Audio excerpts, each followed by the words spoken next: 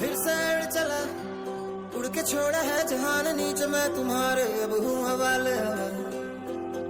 अब दूर दूर लोग बाग मीलों दूर ये वादियां, फिर धुआं धुआं तन्हार बदली चली आती है छूने, पर कोई बदली कभी कहीं कर दे तन गीला।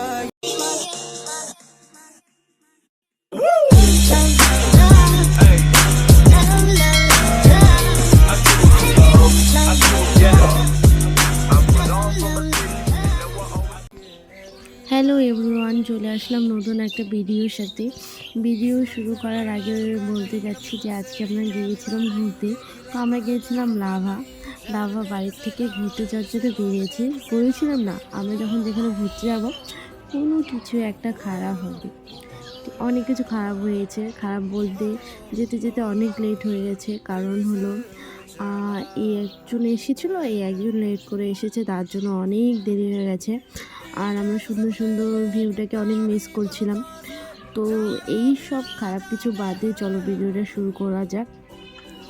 তারপর এখানে আমি একটু বারবার দেখছিলাম, যেহেতু আমি সুন্দর না তাই নিজের থোড়াটাকে একটু বারবার দেখছিলাম, একটু ন্যাকামো করে নিচ্ছিলাম। তারপর আমরা ফাইনালি চলে আসলাম লাভাতে। আর এখানে আমি ডগি দেখে নিচ্ছি, তো আমি এদেরকে বিস্কুট দিয়েছি, বাট ওরা খাচ্ছিল না, কেন জানি না খাচ্ছে না। বাচ্চাগুলোকেও দিয়েছি, বাচ্চাগুলোও খাচ্ছে না। আর ওনারা ওখানে খুব ঠান্ডা ছিল, আর ওই ঠান্ডার মধ্যে না পুরো কাঁপছিল, খুব খারাপ লাগছিলো ওদেরকে দেখতে। আমি ওদেরকে বিস্কুট দিয়েছি কিন্তু ওরা কিছুতেই খায়নি, কেন জানি না খায়নি। আর এখানে আমি বসে পড়লাম চা বিস্কুট খেতে। আর ভাইকে বললাম কেমন ঠান্ডা, ও তো একদম ঠান্ডার মধ্যে পুরো কেঁপে উঠছে।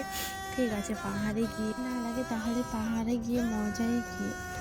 আমরা সানসেট দেখার জন্য উঠে যাচ্ছিলাম।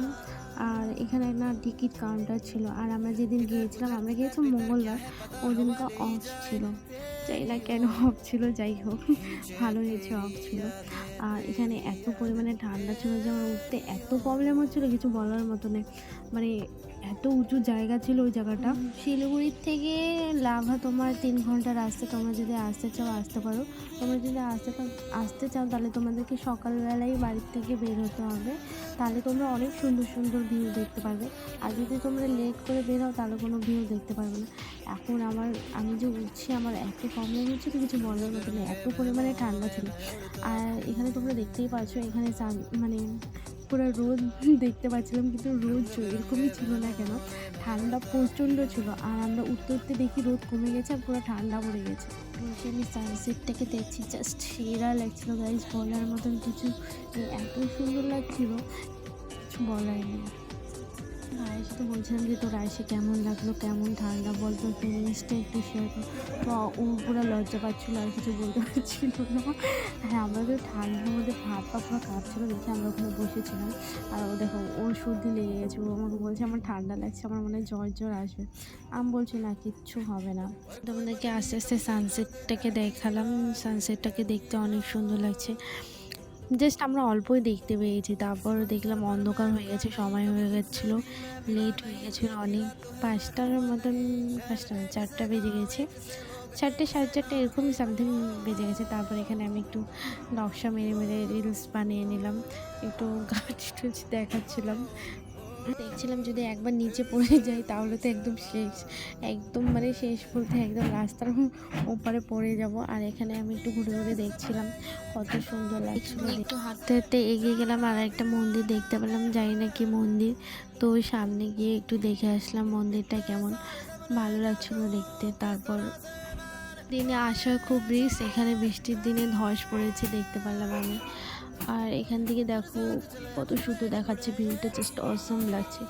আমার মতন কারা কারা তোমরা পাহাড় প্রেমী, যদি কেউ পাহাড় প্রেমী থাকো তাহলে প্লিজ কমেন্ট করে জানাও আমাকে। টাটা বাই বাই করার সময় হয়ে গেল, এখন আমাদের বাড়ি যেতে যেতে অনেক লেট হয়ে গেছে। ছোটোবেলায় ভাবতাম পাহাড়ে লাইট কেন জ্বলে, এখন বুঝতে পারি পাহাড়ে কেন লাইট জ্বলে, কারণ পাহাড়ে ওগুলো বাড়ির লাইট জ্বলে। আর আমাদের বাড়ি হলো শিলিগুড়িতে, তো শিলিগুড়ি থেকে পাহাড় বাড়ির সামনে থেকেই দেখা যায়।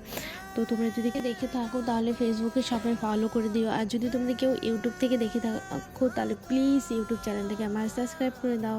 দেখা হচ্ছে নেক্সট কোনো ব্লগে, ততক্ষণ ভালো থাকো, সুস্থ থাকো, টাটা।